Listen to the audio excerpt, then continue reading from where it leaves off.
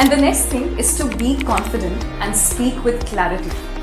You must also remember to tailor your introduction, as in adjust your introduction to the context and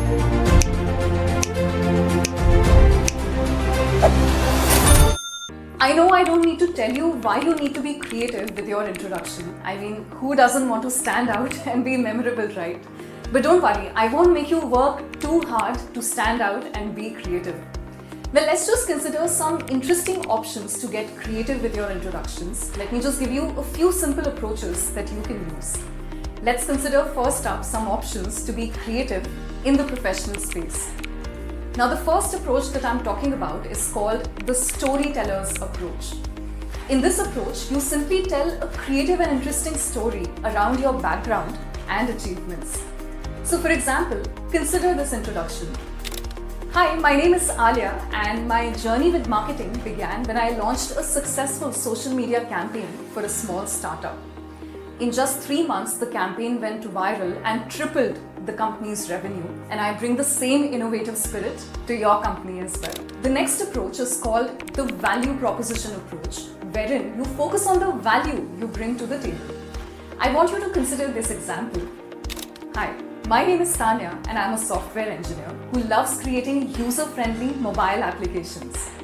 In my recent project, I was able to reduce load times by 40%, thereby enhancing the user experience for 1 million users. If you notice carefully, the focus in this introduction is on the value that Tanya brings to her company and her team.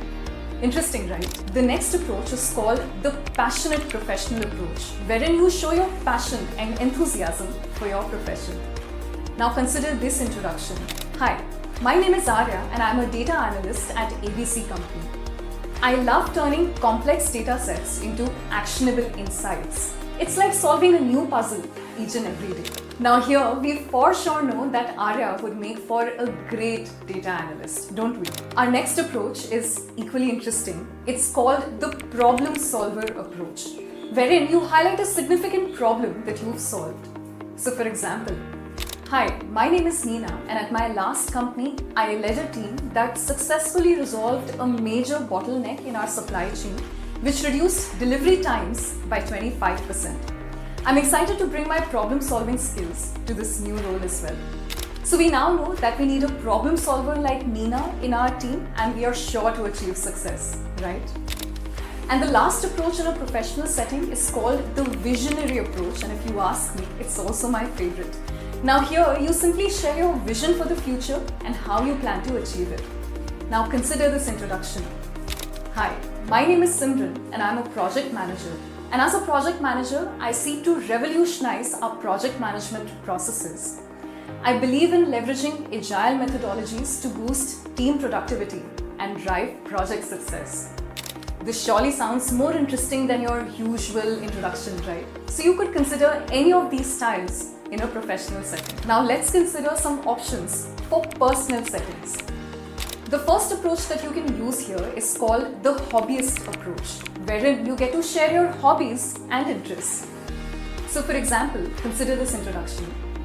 Hi, my name is Alia, and when I'm not working as a graphic designer, you will find me hiking up mountains or experimenting with new recipes in the kitchen. Sounds interesting, right? I mean, it adds a whole new layer to you as a person when you talk about your interests and hobbies. The next approach that you can use is called the adventurer approach, wherein you get to share your love for adventure and new experiences. So for example, hi, my name is Alia. I'm a software engineer by day and an avid traveler by night. My goal is to travel every continent and learn a new language along the way. And ladies and gentlemen, boys and girls, the next approach is called the community enthusiast approach, wherein you talk about your involvement with the local community.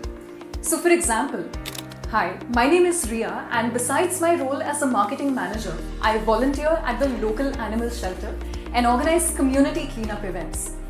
How about that for an introduction? That sounds equally interesting, right? The next approach is called the lifelong learner approach, wherein you can express your love for learning and constant growth. So consider this introduction. Hi, my name is Rohan, and I'm a data analyst who's constantly seeking to learn new things. Currently, I'm enrolled in an online course on machine learning to expand my skill set. Now, you can also be the fun fact sharer and share an interesting or quirky fact about yourself. For example, hi, I'm Jay, and here's a fun fact about me. I've completed about 50 escape rooms and designed one myself as well. It's a great way to have fun and exercise my problem-solving skills. Well, now as we're almost at the end of this video, let me give you a few pro tips to take care of when crafting a creative introduction. The first thing is to be authentic. Ensure that your introduction reflects who you genuinely are. The next thing is to keep it short. Ideally, you can aim for your introduction to be between 30 to 60 seconds to maintain interest. And the next thing is to be confident and speak with clarity.